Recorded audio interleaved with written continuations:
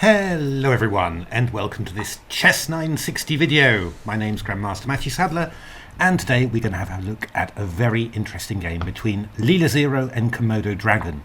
This was in the final league of the TCEC Season 21 Fischer Random tournament. Let's start off by having a look at the initial position. So first thing always look at are the corner pieces, probably influenced somehow by Stockfish's travails with those. We've got a corner knight, but that knight's going to get out quite easily. You know, g3 is a pretty good square. There's no real reason why white needs to play g3 at any stage, so this knight's going to be fine. The rook on a1 of course is fine. You can't really complain about it, can you, if it's there in standard chess as well. The white queen's on f1, so no problem there. It'll get active somehow, no real problem. One interesting feature is the king on b1, which is basically already castled. So you can really just see this as a significant acceleration of the play of both sides, because I mean really you can start attacking straight away because the king's already safe. Bishops on d1 and g1 not really optimal. Central bishop always needs at least one extra move to get active, and bishop on g1 can sometimes get in the way. For example, if white plays knight f3, then the bishop can't get out anymore because the f pawn is blocked. So there's some sort of things there that can affect the development of the bishop, but you should be able to do it. F3 or f4 should just release the bishop on g1.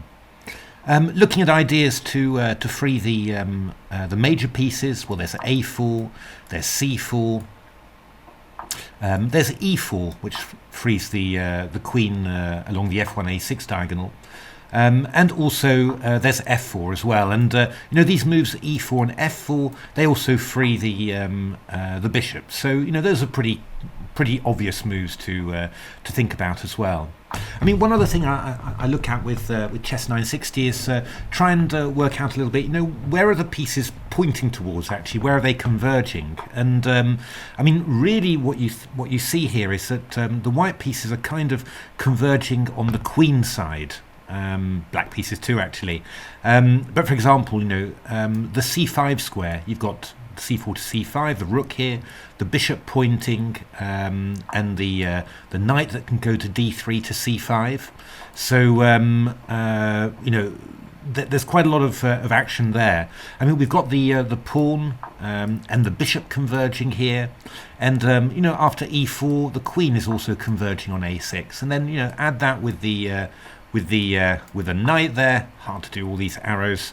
And you sort of have a feeling that that the most likely area in which white could develop some quick initiative, that would be the queen side. So that's something to bear in mind there. So just clearing those arrows there, quite a few of them.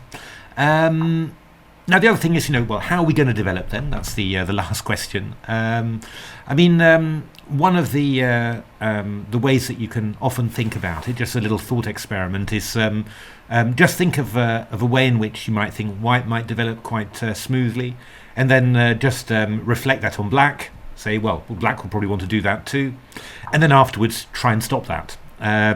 So I mean, one thing you might consider is d4 followed by knight d3. And then you'd be thinking of maybe going f3 and e4 and c4. That sort of thing seems vaguely reasonable. But if you go d4, then black just plays d5, and well, there's a break against the c4 break from white. So from that point of view, one interesting idea for white is to play the move e4. Which was actually the book move, stops black from going d5, and well, gives white, opens up the queen and the light square bishop, so useful from that point of view, and still gives white the possibility then of maybe playing d4 or whatever.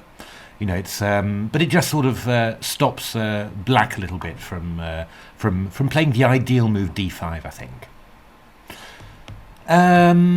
Now, Komodo was a little bit unfortunate here because the book move was knight f6. Leela managing to hold a draw against Slow Chess in the double Fischer Random tournament happening at the moment. And this is really a rather unfortunate move for black. Why is it so bad? Well, I'm always saying that you shouldn't develop knights early because the pawn structure still has to be determined. The big problem with the playing the knight to f6 is that the bishop on g8 can't get developed.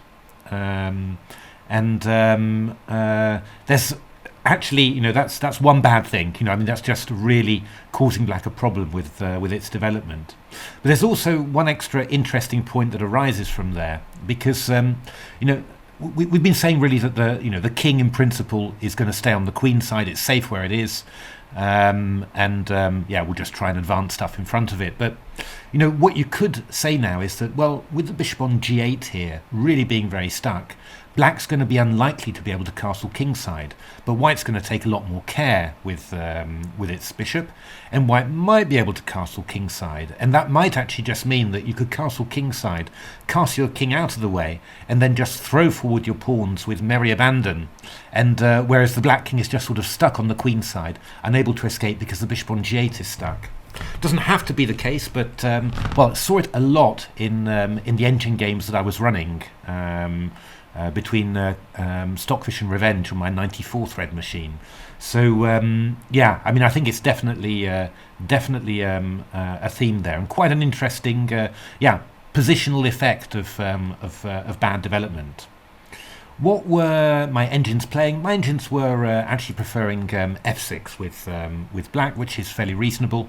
Just activate the bishop straight away, a diagonal piece, wait to develop this knight. Is it going to go out to d6, or is it going to come out to c7? Who knows? But you just don't know which square is right for it right now, so just wait for that. But knight f6 was the move, and now the engines were on their own. So knight g3 was played. Interesting. I might have thought about playing f3 straight away just to develop the bishop, but I think that with knight g3, white's keeping the possibility of playing the move f4. And the advantage of playing a move like f4, well, it gains more space, and space gaining is pretty important in Chess960. You really see, the engine's doing a lot of that. And when you play the pawn to f4, you open up the line of the bishop on g1. You also have the possibility of playing bishop to f3.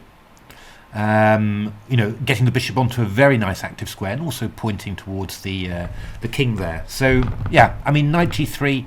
It's a decent square for the knight. Aims for f5, protects e4, and leaves white with the possibility of playing f4. E5 is the natural sort of Alekin's way. This looks sort of like an Alekin somehow, but it's not a very good move in principle, I don't think. Simply after knight d5, black, well, the knight is blocking in the bishop, and here the knight moves away, and black gets the possibility to play f6. So there was a great game which I've got to show you, which Stockfish played against Revenge, but I don't think this is the best move at all. So takes. Might miss it, but knight takes d7, checkmate is threatened. Bishop e6 was played, knight g6, bishop f3. See the advantage of playing f4, just get a bishop onto f3 here. d6, g3, queen f7, knight hf2. Again, always interesting about delaying development of knights. Sometimes the knights, knight g3 might have been good, but knight f2 is also very useful. a5, rook e1, knight f8, knight e4, h6. You can see that black's pieces are still a little bit awkward there. Knight c3, takes d takes c3, a4 played by Revenge, and I wasn't really suspecting anything too crazy, but we have said that naturally the white pieces are pointing towards the queen side, and you're definitely going to see a big example of this. So knight e5 was played, d takes c5, bishop takes b7. Wow! After king b7, queen to b5 check is mate, in actual fact. So bishop c4 played, queen f3, rook a5, castle queenside, great. So now, yeah, this bishop just completely stuck here. Black hasn't managed to get it developed at all. E takes f4, b4, wow, another amazing move there. Takes, you know, this bishop's in a little bit of trouble. F takes g3, b takes c4, takes, rook a2, bishop e5, and well, the attack still sorts of continues because the black king's in an awful lot of trouble here. And after knight g6, e5, rook f2, bishop g4, this exchange went, and Stockfish managed to win the game afterwards. But you know, a beautiful idea, beautiful game. But yeah, in principle, e5 not the best move, just because it allows f6 there, and yeah, black manages to repair its development a little bit.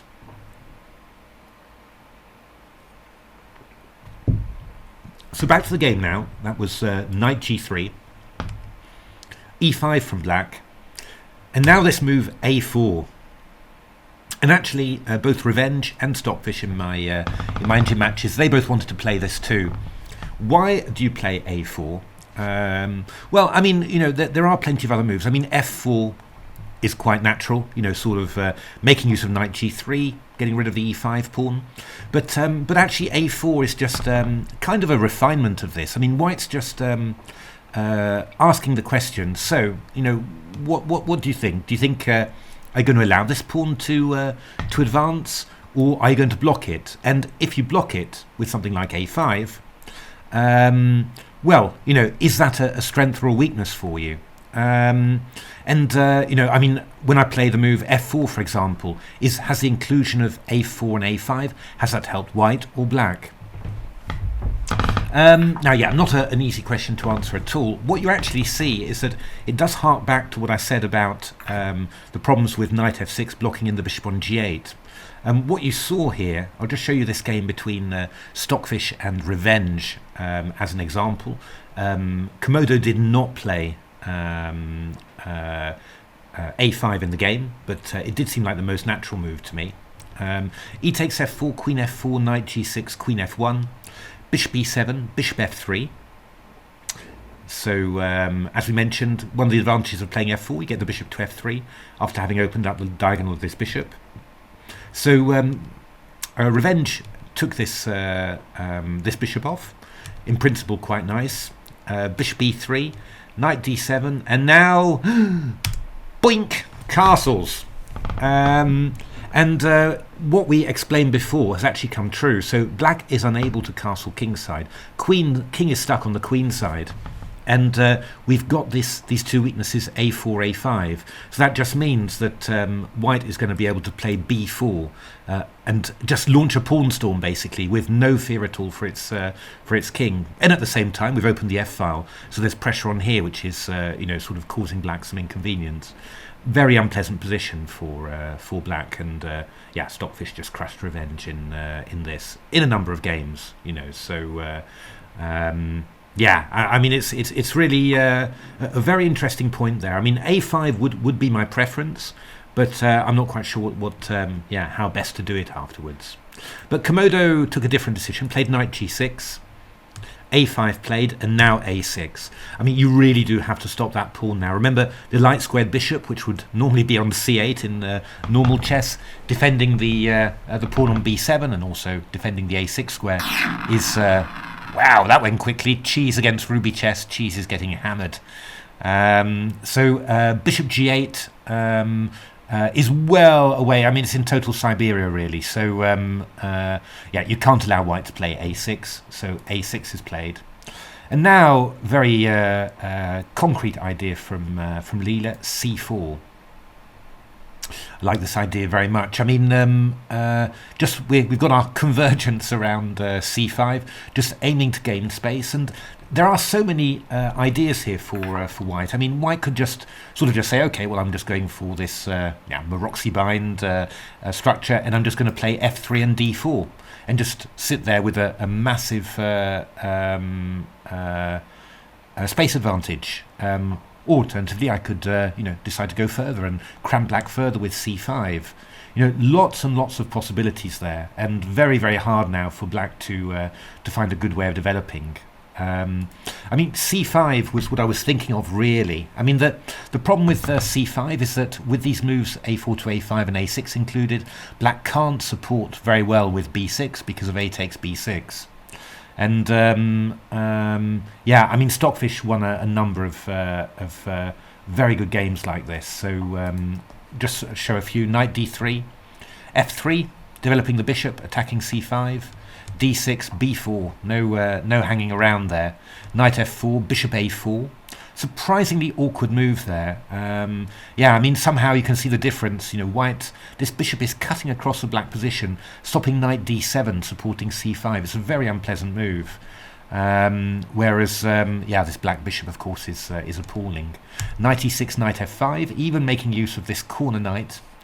Knight h5, g3, g6, knight e3. It's coming back to d5. f5, finally we get the bishop active. But bishop d8, rook d8, knight d5, and you just got all this pressure here. And in later stages, white just played rook a2 to b2, and just lined up on there. And there are other games where white just doubled up rooks on the b file and powered through. A really very unpleasant position there. d6 was played by Komodo. And if you played d6, Stockfish was still going knight d3 and going for the slow build-up, and that was working very, very well. But Leela plays something sharp, but very interesting, c5. Similar to a4, a5, we're threatening c6, and you really don't want to weaken these queenside light squares with the bishop over on g8. So d takes c5 was played, knight d3, bishop e7 and f3, and it's that convergence that I was talking about before. Knight d3, bishop g1, rook c1, attacking the pawn on c5, but it's even more than that, because after knight d7, to protect the pawn on c5, we've even got bishop a4, hitting the knight on d7, so it's clear we are going to get hold of that c5 square. And actually, after rook d8, we've got another one, because we've got knight to f5, threatening to remove that bishop on e7. And this is a pretty tough position for black. What Komodo does here is go for a forced line that enables it to get to an opposite coloured bishop position. But turns out not to be much good. But actually, all of the other possibilities that were tried in my engine games, they didn't work out particularly well either, I have to say. So knight e7, knight d3. For example, Revenge played this a few times against Stockfish, and we simply got this type of thing. d4 takes. What's this? d4. Ta-da! Castle queenside, always nice. Knight g5, bishop e7, rook d3 was played, rook c2, didn't want to take the exchange, finally moved out, and takes, and bishop f8, and the black kingside pawns ended up dropping after these moves, and rook h4. A number of games played with this, so it seemed almost pretty forced, basically. Komodo Dragon back in the game played knight takes d3, and then check, this little intermediate check, takes queen d3. Knight b6 played, just exploiting your one opportunity to get rid of this extremely unpleasant bishop on a4. Queen e2, takes, queen d6, and bishop e3.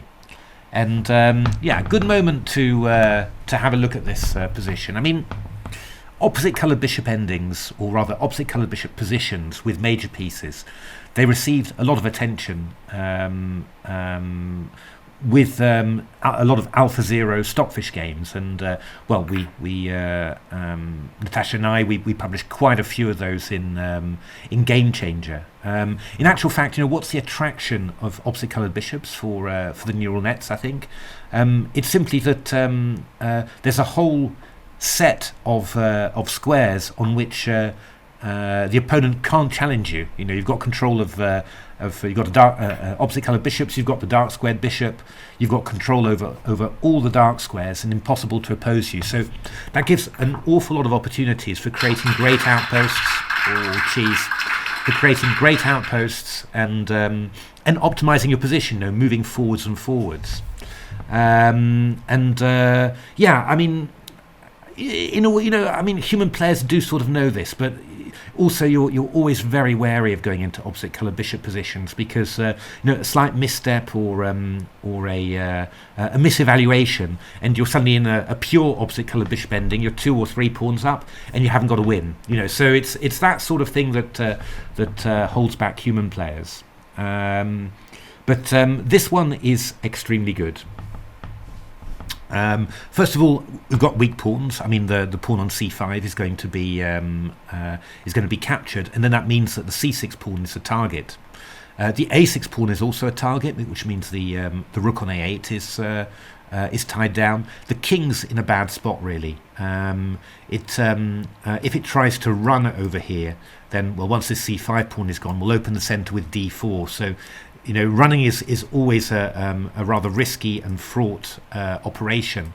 Yeah, you know, I mean, it's in that case, black's always going to be in trouble there. And then if you're looking in terms of what counterplay does black have, not so obvious, really. It's not, white's whole structure is super solid, whereas, you know, white's got plenty of opportunities to line up against stuff. Yeah, you know, once this c pawn goes, we've got the d4 break. We could have f4 to get rid of this pawn, start moving our pawns forward. Going to be tricky, and of course this bishop on g8, you know, doesn't have any great attacking squares. It's once we cover the b3 square, which would be the most tempting one for the bishop, there's not very much that it can do. Now, I mean, one of the interesting things about playing this match between Revenge and Stockfish on my 94 thread machine was that it's just unbelievable how much Stockfish manages to save. I mean, even 15 moves later, when things in principle have got a lot worse, Stockfish is still holding draws in this position against Revenge.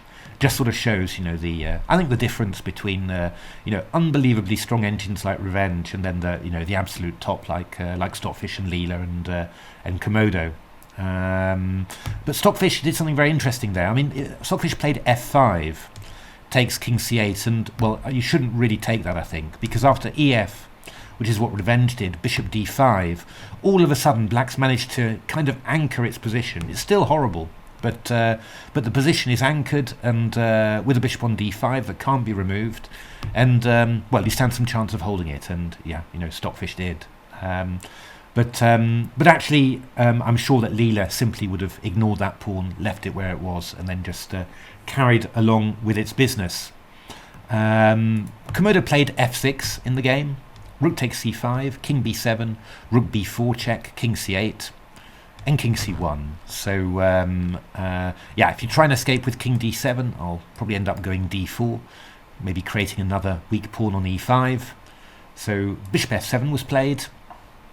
h3 from Leela. Yeah, I mean, we're just Leela's just playing some calm moves here, just to hold anything. I mean, why would you play h3 actually? Well, it's just to get the pawn off the line of the queen. If ever you do play d4, e takes d4. Why give a pawn away on h2? And also there might be g5 to g4 at some stage. So just holding it back already. g6, king c2, a little bit of shuffling here, king d1, bishop a2, Leela's not in any particular hurry here, king c1, king c2, rook a7, king d1, f5, king e1. So just moving out there, f4 and bishop f2. So it was very important for the white king to be defending the pawn on d2, of course, because f4 chases away the bishop, and the queen is attacking the pawn. So in some ways, you know, black has managed to push white back. However, you know, whenever you're in this sort of position, pushing white back, that's a moot point, because it just means now that the e5 pawn is weak, and then afterwards the f4 pawn. So yeah, you have pushed white back, but on the other hand, you've created more weaknesses. but very hard to know, what exactly you should be doing there. Rook b7 played. Black takes the opportunity. I can't go queen takes a6 because of queen takes d2 check. So rook b7 played, king b7, queen d1. Where's that queen coming? It's coming round here, g4, queen c3, and yeah, I mean, white doesn't really care about black playing g3 here. Just move the bishop back, and then, well, we'll just focus on the pawn on e5. So rook to e8, and yeah, now a very interesting move from Leela, and just really shows its quality, in so many ways, because Revenge was playing d3 all the time, and then Stockfish was playing takes, and h4. I mean, what you notice about Stockfish is that when it's defending, it's so good at creating unexpected weaknesses in the opponent's position. I mean, the pawn on h3 is a target, and that'll be something that White will have to look after, in the future. And but the course of the game is incredible. You just don't understand how Stockfish can hold this. I mean, it's just giving away pawns like this. Rook c2, rook h5, rook h2. I mean, it's 2 pawns down, but somehow, this pressure against h3 ties down the white rook, and White doesn't have an easy way of extricating itself. And the amazing thing is that in these positions, Revenge does a pretty good job getting its pawns going, and yet still, it doesn't quite manage. And here, this just ends up being a draw, even though the h-pawn goes. Can you imagine this? That this position ends up being a draw, simply because all the pawns are close enough to the within the black king's orbit to hold everything, and of course, White can't do anything on the queen side. So this was actually how the game progressed, and well, eventually the game was drawn. So this d3 move, allowed this takes and an h4. So you just see that Leela plays h4, just avoiding that weakness and tying the pawn down to h5. I mean, it's moves like that you don't realise, and it's not just you don't realise it. You realise it if you're a grandmaster at once, and you don't realise it if you're a club player. No, it's not that. I mean, I don't realise it either. I don't understand actually at all. I mean, I understand the idea, but I don't understand that it's really crucial, right? I mean, I would have thought that even this defence or something like this, ingenious, but can't be good enough. But then you see how Stockfish, uses it and weaves it into its defence, and you realise just how crucial these moves are, and how good Leela's positional judgment is. So h4, queen d7, and d4. This is really interesting as well, because queen d7. You think, well, what about rook e5? I mean, it's just a free pawn, right? But it really seems that White really wants to have rook and bishop against rook and bishop. White doesn't want to have queen and bishop against queen and bishop, because somehow it's not easy for White to create a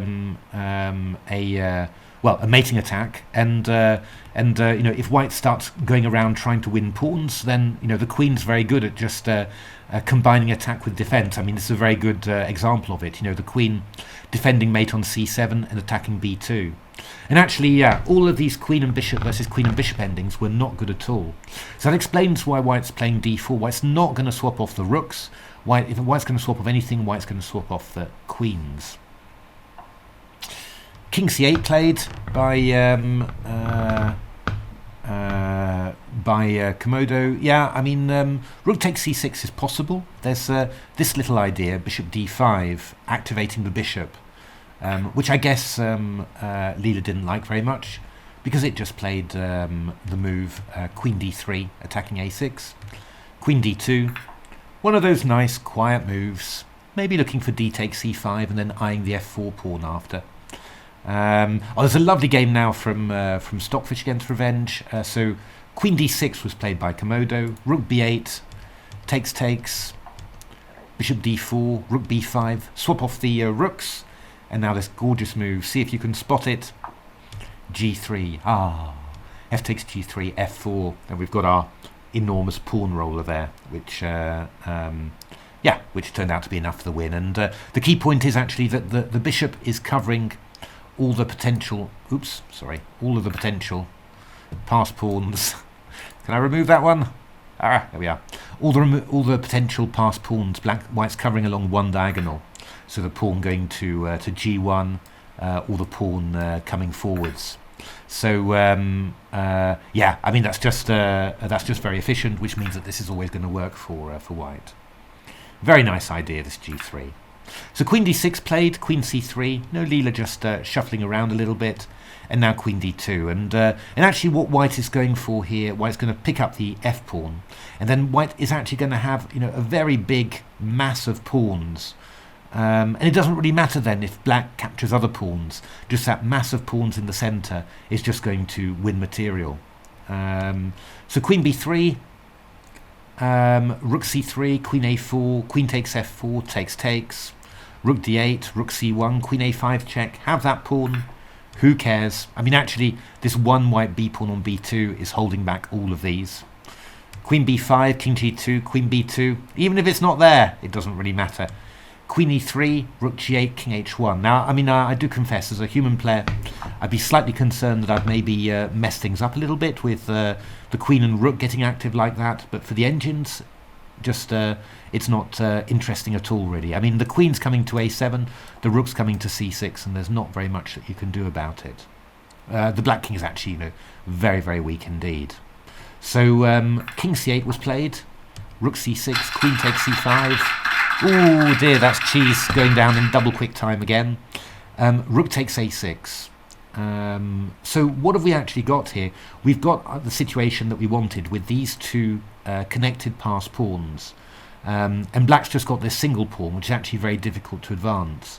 So yeah, opposite coloured bishops, again, these sort of positions, if you judge them right, I mean, it's really very powerful, because this is just winning quite trivially in actual fact. So Rook G6, Rook A8, King D7, Queen E2. White got a few ideas with little threats against the Black King there.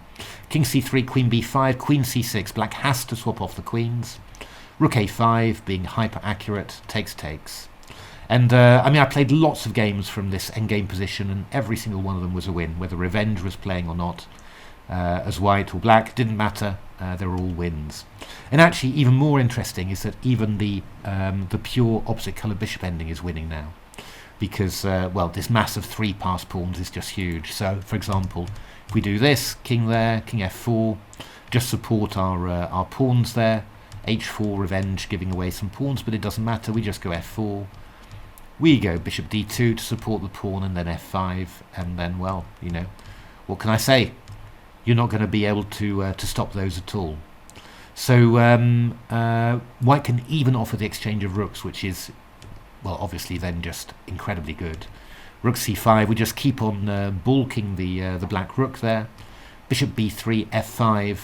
You advance on the light squares, and then you fill in the gaps with the king on the dark squares. That's pretty classic stuff, really. Bishop g3, c6, rook c3. Bishop f2, c5, desperation from Komodo, but it's all just very good, and the pawns just advance through in the end, just whiz through there. Whee, e6, no hope at all for black.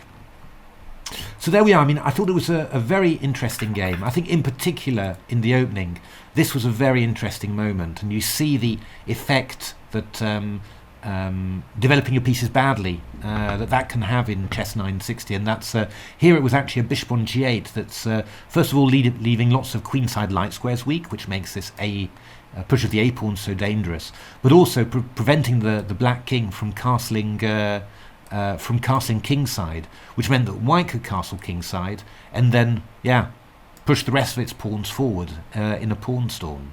So that was very. I thought that was very, very interesting, and but I also thought how interesting it was to see. You look at the opening position, you see how all the pieces are converging around the queen side, and then you see Leela doing just that really with this move c4 and then c5, and then coming in with knight d3, f3, and then even bishop a4, which I hadn't noticed, of course. And then, yeah, you know, this opposite coloured bishop position, you know, Leela was just, you know, absolutely sure that this was winning. And, well, when you see it in actual fact, you can understand why. I mean, the one thing is that, you know, and if you're trying to win this against Stockfish, then the number of pitfalls that there are in pure opposite coloured bishop endings that look winning that aren't, that's the difficulty of these endings. But in terms of keeping control and one side having the chance for victory and the other side only ever playing for a draw, you know, that's absolutely true, you know. And yeah, you know, and again, you know, Leela demonstrated this very well. And the final thing was, you know, I thought that this move h4 from Leela really showed that great understanding of pawn structures. Simply, you know, it's just you understand where not to leave any targets, and yeah, you know, I thought it was very instructive to see this revenge Stockfish game, to actually see, you know, a real example of how the weakness of this pawn that you know, you sort of leave by omitting this move h4, to see how that actually even led to a draw in a game between, you know, two very strong engines. And you know, I might have thought about it as yeah, I guess that's maybe an interesting with the best try, but hopeless, of course, you know, would have been my thought. And then you just see Stockfish holding it, you know, really really very interesting. So wonderful game there from Leela, that lost the super final to Stockfish, of course, as ever. But really showed some beautiful games. I mean, I think probably, you know, the you know, the finest games really were from Leela. The ones that the most attractive Chess960 sort of games. But obviously, Stockfish's chess strength is just something else at the moment. All right. Well, thanks very much for that. Hope you enjoyed that other deep dive into Chess960. If you like the video, why not give a like, or subscribe, or even take a look at my new book, The Silicon Road to Chess Improvement. Chock-a-block full of fantastic engine games and wonderful tips for trading with engines and you know, improving your play using all the possibilities. And otherwise, thanks very much for watching, and hope to see you at the next video.